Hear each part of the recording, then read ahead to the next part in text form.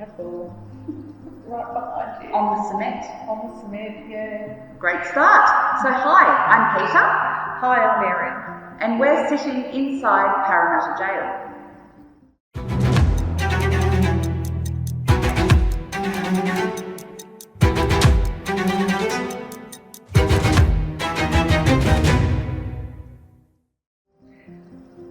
And we've been waiting quite a long time to do this. We are on location.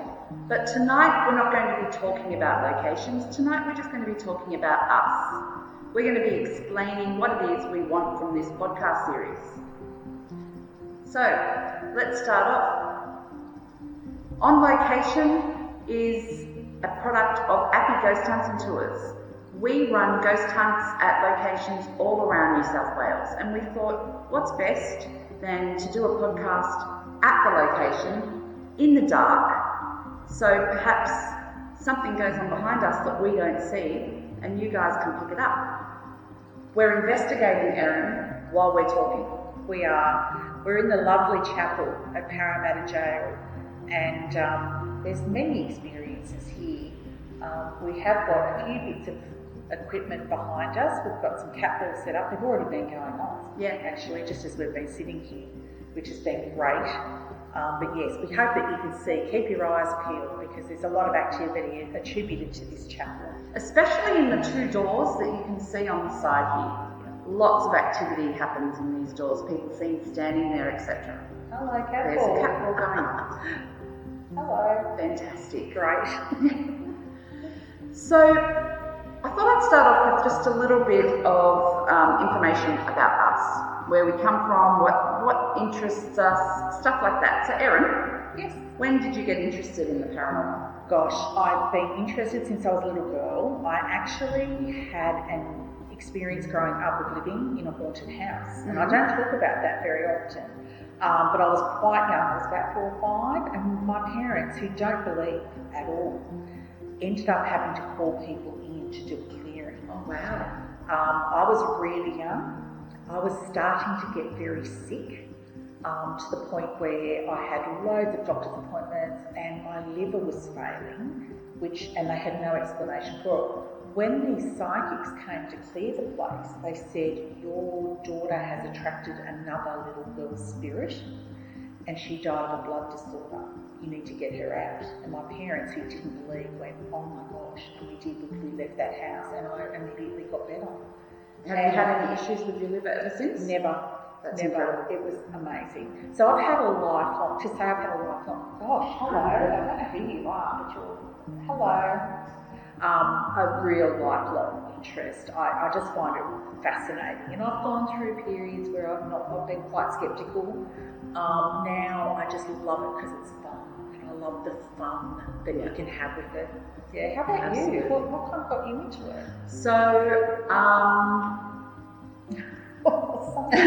Somebody's very persistent. So basically, all my life, similar to you, I've had an interest. Like it's all kind of linked. I loved horror films. I loved scary stories, things like that. And I always loved. What noise is happening over here now? Always loved ghost stories. And I remember the very first ghost story. Whoa! Hello. That was like something Sitting on or sat on that pew. We've got an audience. We do. We've got we an seem to audience. have an audience. Yeah. You're welcome. Please join us. One of the first ghost stories I can remember hearing is my grandma, very, very Catholic, Irish Catholic, superstitious lady, telling my mum about this dream she had, how she had this dream that she was sitting on a bench talking to Bing Crosby, of all people. And Bing Crosby was telling her about his daughter, whose name was Mary. And my grandmother was saying, oh, I've got a daughter named Mary as well.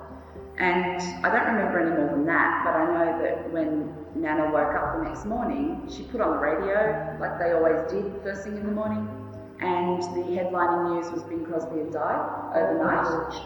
So I don't know if Bing Crosby in America went and visited my grandmother in South Granville in Australia, but just a lot of coincidences.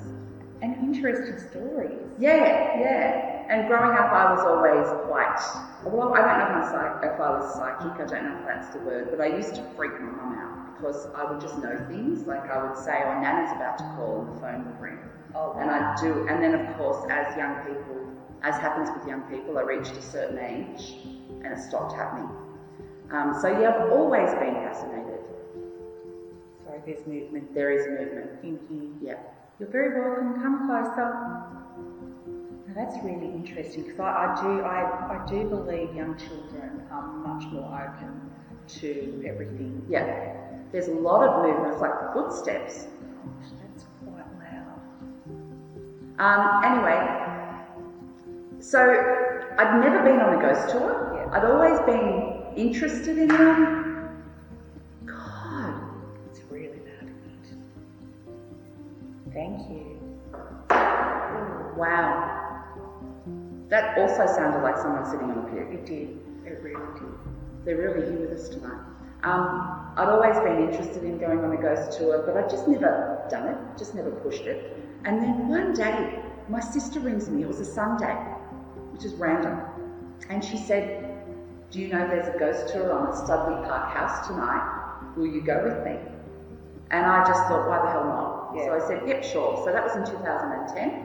Wow. I went on that ghost tour, I had the time of my life, and then I discovered this thing called paranormal investigating. Yep.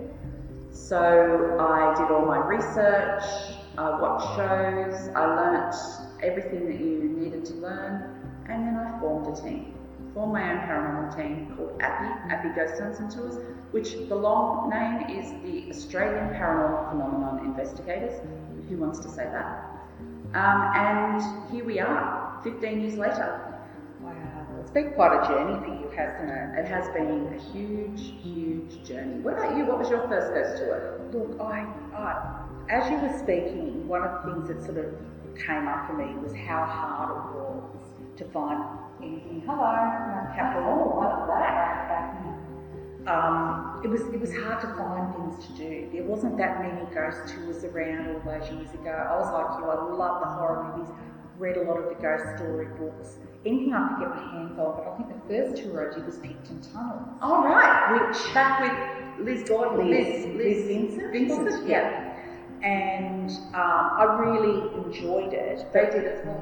Oh, they did. Oh, yeah. Gosh, it's going mad in here tonight. This chapel is usually so calm. It's great. It's great. Hello. Hello.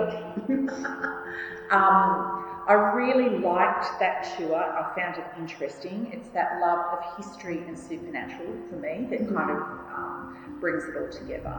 But what disappointed me about that tour was you didn't actually get to go into the location and be in the location and investigate. And that was a frustration that went on for years for me, was just trying to find a way to do that. And I am interested in doing that. I used to lug huge amounts of equipment around everywhere and try to do all of that. And so instead, I went to a lot of tours. I've travelled to a lot of places, and I have always planned my travel around paranormal experiences. So every single overseas trip has been a ghost trip. That's not her, because that's a separate cement. Like the floor's not moving. Did you just see a light out of that window? Yes. Oh, maybe it was the... It might have been, but I did see something weird.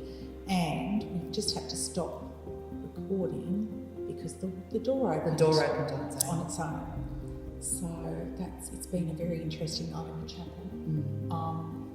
Sorry, Erin, what were you saying about travelling overseas? I've planned all of my overseas trips around visiting paranormal locations, participating in ghost hunts overseas, and it gives you a really good perspective. But I really got a sense of satisfaction when I started to attend the APPI ghost hunts, because for the first time I found that really good connection to being able to do an investigative sort of response. I loved the freedom of some of the locations that it provided. So I found myself more and more drawn to APPI. But what got you into running them. I mean, I think APPI's Interesting. great. Yeah. Very, very interesting. So I have a public service background, got to stress that. Working with executives, so doing briefing notes and things like that. And there was one place, Casula Powerhouse, which is now called Liverpool Powerhouse. I grew up going to school in Campbelltown and I lived at Liverpool, so I'd get the train to Campbelltown and back every day.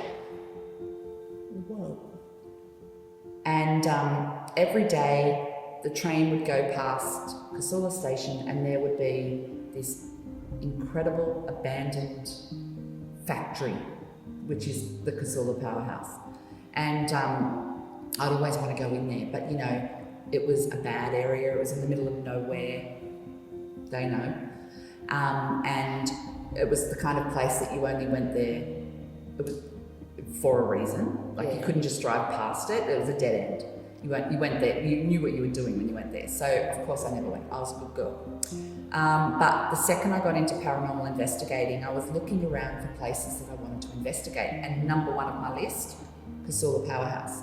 So with my public service background, I put together a really professional proposal. Yeah. And I sent it off to them and they called and they said, absolutely, we'd love to have you come and investigate. There are lots of ghost paranormal occurrences that happen here. We'd absolutely love it. So we went in, we didn't even have a staff member, they had a security guard for the night. We went in blind, we didn't know anything about it, and we spent the night investigating this brilliant place. And then when I was finished, I reviewed all of the evidence and I put together, again, an official document, like an investigation report on what happened, which included a CD back at the time.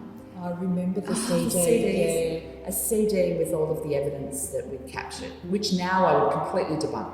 But back then I thought that we had everything in the world. So that CD, because I remember Ghosts of Casula, was that CD different, what you're describing? Yes, Ghosts of Casula was a documentary that we filmed. Yeah, no, this was just a CD with different, like, EVPs we captured.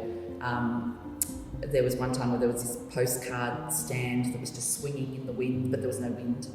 A whole heap of different things. And I sent it off to them, and because they're a council, it's owned by Liverpool Council, I think they were impressed with the whole investigation report thing. And they contacted me and said, have you ever considered running ghost tours? Now, I honestly hadn't. It never crossed my mind.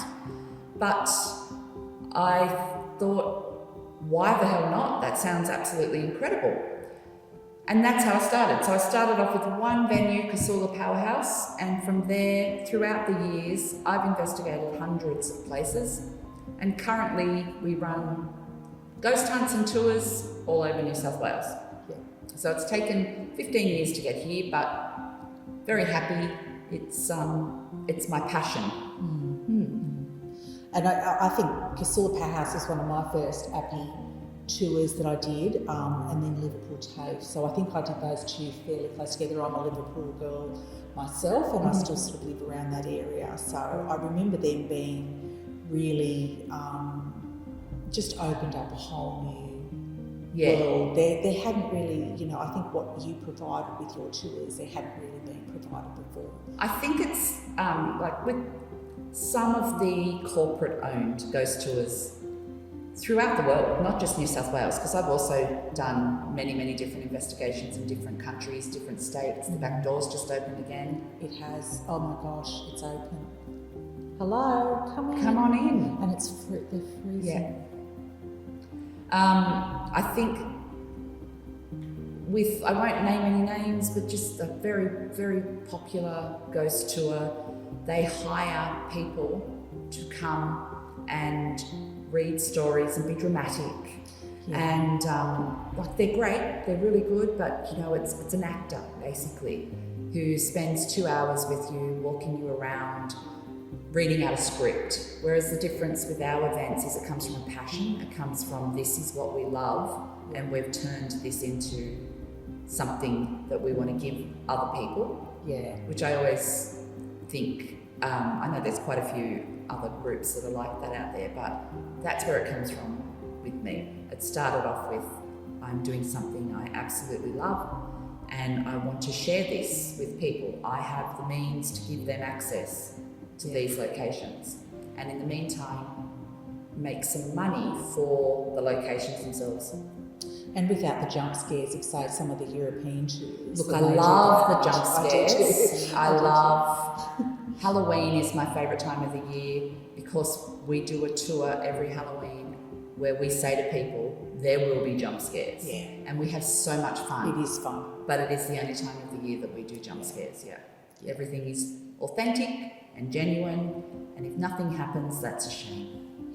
And I think too, there's a big space in this world and in this kind of interest group to have fun with this subject matter. Absolutely. You don't have to take it that seriously. Well, you found, you agree with me that half of the EVPs we get is when we're not actually directly asking questions, we're just carrying on like idiots. And it's like someone's trying to join into the conversation. Absolutely. We get so much as we're setting up. Yes. It happened tonight. We were setting up. We got crazy amounts of activity. We got somebody laughing in a cell. Yeah. Like that. If I was stood there with all of my equipment set up, and I think anybody interested in ghost hunting knows this feeling well, you go to all this effort, you carry your heavy bags, you set everything up, you control thousands of dollars worth of equipment. And then you sit in the dark for hours and hours waiting for something to happen, and nothing happens. Yet when you're setting up and you've got nothing, you're not recording, you're not filming, you get the laugh from the cells, you get the tap on the shoulder, you get the funny, activity all around you. Absolutely. So, absolutely. This has been active tonight. This quiet little chapel, and it's usually very calm, this place. I love it. I've sat in here in full Halloween regalia on my own, in the dark, no problem at all, but tonight it's been really full on.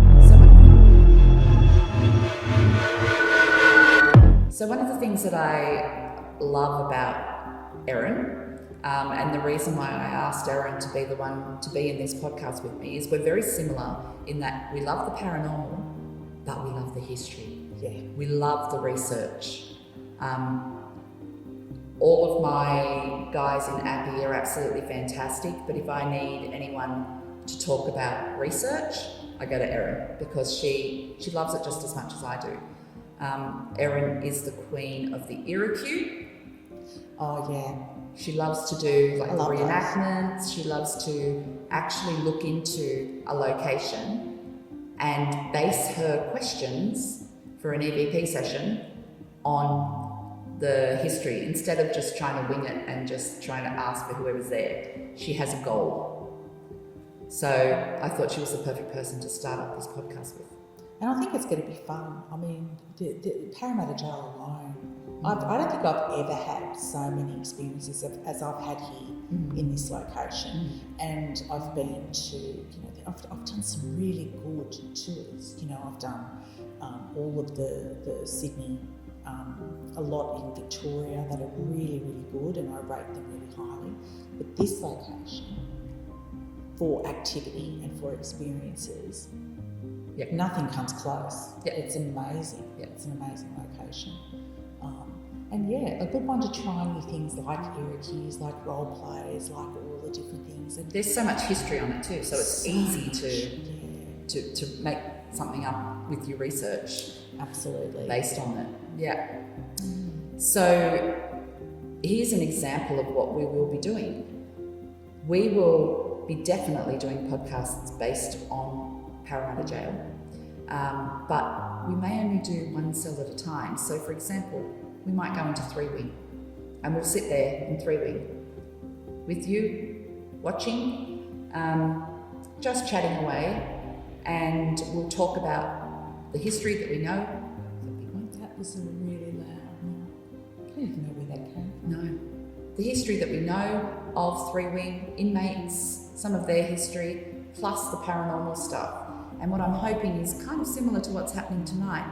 We're inviting them to come and join in. So that is what you have to look forward to. And hopefully some activity happening while we're doing it. Isn't it strange they haven't gone off in a while? They have not. They've gone really quiet. Oh, there's you hear some that? knocks. I heard that. Come on in. Ooh, yeah, that's a footstep. I don't know if that's picking up on the audio. It started off when we first sat here, it was on this side, but now suddenly we've got activity on that side. This isn't a very big location, it's hard to film in here. It's quite a small. What did you just see? I thought I heard a voice thing. You do get a little bit of external pollution in here, so we do get some road noises. Yeah, I don't know. It's been an interesting night tonight. If this is any indication of how we're going to go, it's going to be a fun time. Hopefully it'll be good. Yeah, but it always happens. It always kicks off when we're just having conversations. It's just every time. So hopefully, because we're not trying so hard for the activity, it seems to be happening. The couples have gone very quiet all of a sudden. We're also planning on having some special guests. We're going to bring in some of the other APPI guys, and they'll join us for an episode or two to talk about their significant experiences in that particular location. So that'll be good. It involves all of them, and they're the ones who have had the experience. It'll be good. Yeah. So till next time, guys. Oh, and she's going off now. Thank you. That's a good goodbye for us. Are you saying goodbye? I love it. Hope to see you, and don't forget, like and subscribe. And also, if you happen to pick up anything that we missed, timestamp it. Let us know, and we'll go back and review. Oh, That was loud. huge. Now, are you saying goodbye, Chapel? Thank you. And look out for some lives too. Bye. Bye.